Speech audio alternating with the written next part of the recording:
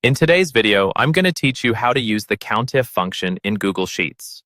This powerful tool is incredibly useful when you want to count the number of cells that meet a specific criterion within a defined range. Whether you're tracking grades or tallying inventory, COUNTIF has got you covered. So let's dive right in. To begin, the first thing you'll want to do is open a Google Sheet. If you're starting from scratch or using an existing spreadsheet, just make sure it's accessible from your Google Drive. Now, with your sheet opened, we're going to navigate to cell E2. This will be the cell where we input our COUNTIF formula, so go ahead and click on E2 to select it. Next, we're going to type in the specific formula we need. The formula is equal COUNTIF, it's $1 to $13, $100. Let me break that down for you. The COUNTIF function consists of two main parts, the range and the criterion.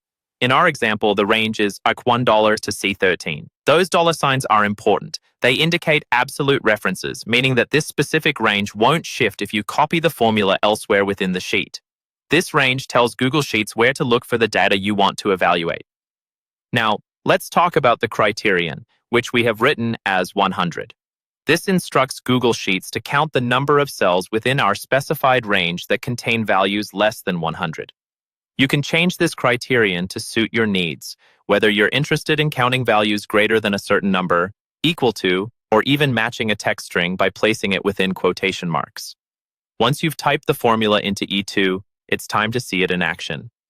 Simply hit the Enter key, and the result should automatically populate in the cell.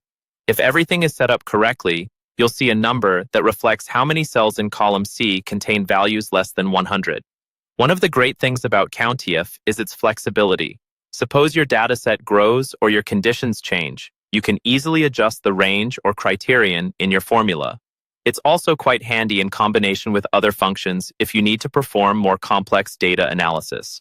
And there you have it, a quick yet comprehensive guide to using the COUNTIF function in Google Sheets. Whether you're analyzing data for work, school, or personal projects, mastering functions like this one will make your tasks much more manageable. Thanks for watching, and don't forget to subscribe for more tips and tutorials. Happy data counting!